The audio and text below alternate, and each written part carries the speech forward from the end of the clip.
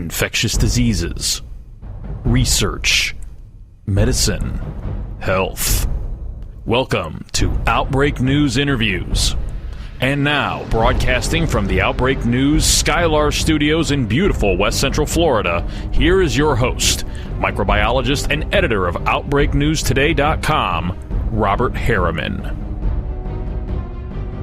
Well, hey everybody, this is Robert, and welcome to Outbreak News Interviews.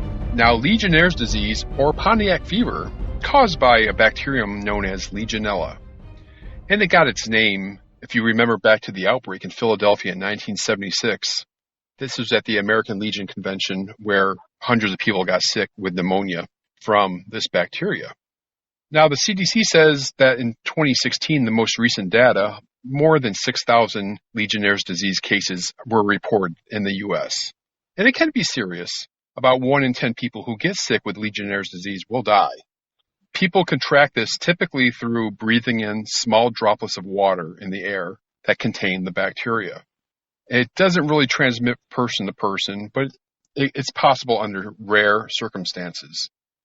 The bacteria Legionella occurs naturally in freshwater environments like lakes and streams, but it becomes a real health concern when it grows and spreads in human-made building water systems. So really that's the way to prevent it, is keeping Legionella out of water systems in buildings. Well, joining me now is Alex Snitker. Alex is a friend of the Global Dispatch, our parent company, and a personal friend, and he agreed to share his recent story with Legionnaires' disease with us. Hey, Alex, thanks for taking the time to talking with us today. My pleasure, Robert. It's a genuine pleasure. Okay, well, you contracted Legionnaires' disease, something I outlined in the intro. So what happened? So I was actually in California, and I was at a hotel in California for a convention. And if you go back in the day, there's a 15-day gestation period or whatever that's supposed to go with this. So we tracked it back, and I was actually in California in a hotel where I actually contracted it. Okay, and so how did you know you had Legionnaires? What happened? How did it set in? Well, I didn't know at first. So I was in California, and then I drove back to Florida, and then I had to go to D.C., and then the night before I had to drive back from D.C. is when I started feeling, kind of lightheaded and was, kind of getting in a weakened state and was not, just wasn't feeling very well at all. I thought it was a lack of water, and that I felt more dehydrated than I felt anything else. And so I ended up driving back to Florida while I was sitting in the passenger seat just feeling like, genuine crap, just kind of started getting a little delirious. And then, like I said, though, I thought it was just a lack of water, and then I was just, dehydrated. So the next 2 days I just laid in bed and was trying to just drink as much water as possible. I wasn't getting better, though. I was getting worse. And finally, on the Sunday, I decided to go to the emergency room. And then when I went to the emergency room, and again, I thought at this point I still had just heat dehydration or heat stroke or something along those lines. And I went to the doctor, and, they started looking into me. And then it took the second day in the doctor's office. Well, the first day they figured out I had pneumonia. And then they give me this myriad of antibiotics, and nothing was seeming to work. And I was kind of getting more delirious as it was going on. And then finally they tested for Legionnaires, and they said that I had Legionnaires at that point. Then they switched up the antibiotics, and I was able to, pull through at that point. Yeah, good news. So how bad did things actually get for you as far as your health? Well, I guess it's all relative. I felt like crap. I was feeling pretty delirious for a while. I think I was going kind of in and out a little bit. I was really feeling bad. Now, don't get me wrong. There was a lot of other factors that were at play at this point too, because, I drink a lot of soda, and so I had a pretty high addiction to caffeine and to sugary drinks and things like that. And so I was kind of off of all of those things. So the headaches that started kicking in were because of that. I also was a smoker, and so I hadn't had nicotine for a while either. And so, it was amazing of all the different things that were happening all at the same time. So I don't want to lay it all on Legionnaires. but I was feeling pretty bad. I was feeling about as bad as I think I've ever felt in a long, long time. So I was doing pretty bad. Right. At least for a couple of days. And then I started kind of working up a little bit more, getting a little bit more of my head about me and things like that. Yeah.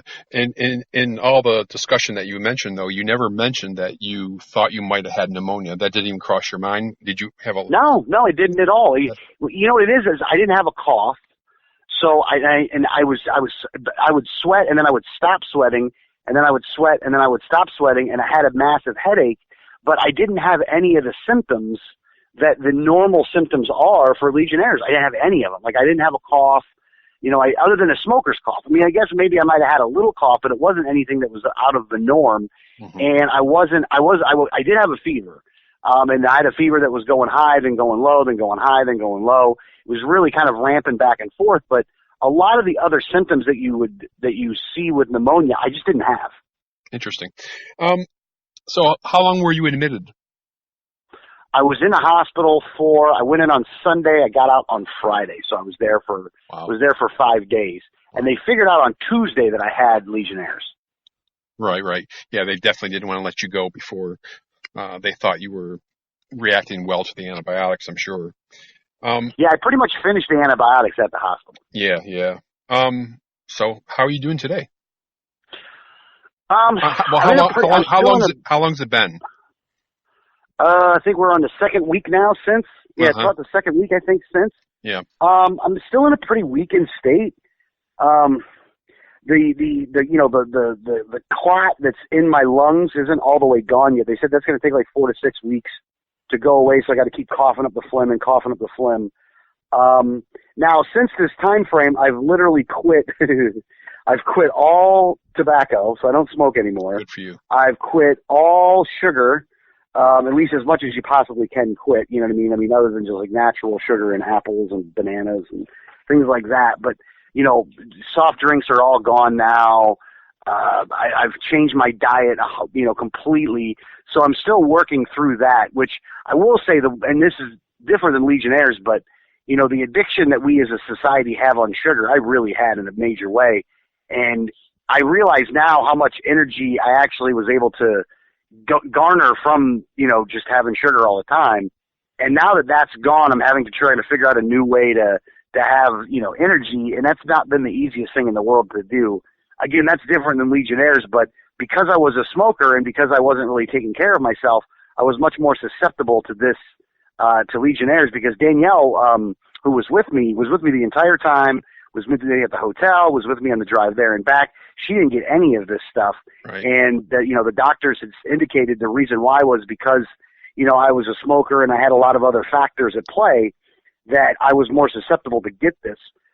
So because of that, I've decided, and I did find out that I had diabetes when I was in the hospital too. Oh, wow. So it was a whole lot of bad things going on all at the same time. But I've changed my diet completely. My blood sugars, I'm able to keep that in a good amount. And I like I said, I just had to completely change my diet. I had to go 180 degrees the opposite way, which I'm still getting used to. And it's not nearly as fun as what I used to be able to eat. But, I'm getting stronger. I'm feeling better, but I still got a ways to go before I'm back to where I thought I was. But I'm down a lot of weight too. I'm down like 15 pounds right now. Oh, good for you. Well, yeah, that's really key, because there are certain risk factors that make Legionnaires' disease more dangerous. Older age, smoking, and some other ones. So clearly you learned about the smoking part. So that's a good lesson for the audience. Oh yeah, absolutely. Yeah. Okay. Well, I'm glad you're doing better. Any advice for the audience out there?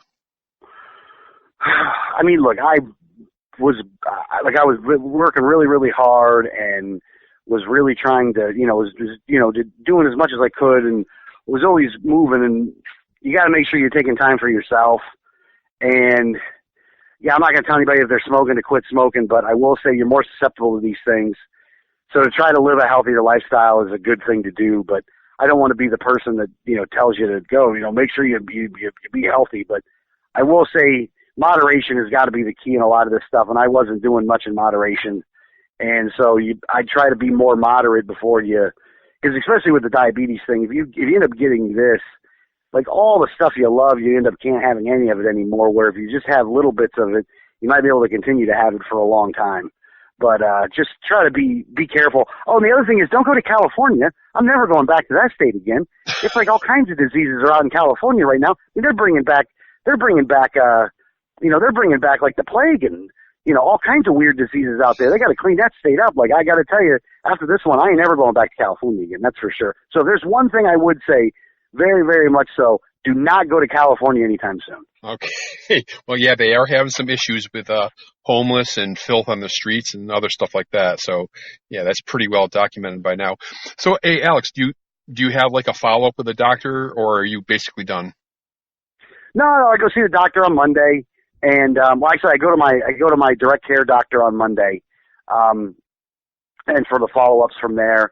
And I still got to, like I said, I still got to get this stuff out of my lungs, and and things like that. But I mean, for the most part, I'm out of the woods now, and I'm like I said, I'm in recovery at this point. I'm out walking every day now, so I'm able to get I did like 2 miles yesterday, and I'm not really having any problems with that. But sometimes you get tired and you got to lay down and stuff like that. So I'm just working through it, man. It's just, it hasn't been easy, but it's, I think I'm out of the woods now. It's just now, building from here. Well, definitely some lessons learned here. And I want to thank you, Alex Snicker, for sharing your story. And I'm glad you're feeling better, brother. My pleasure, man. Have a good day.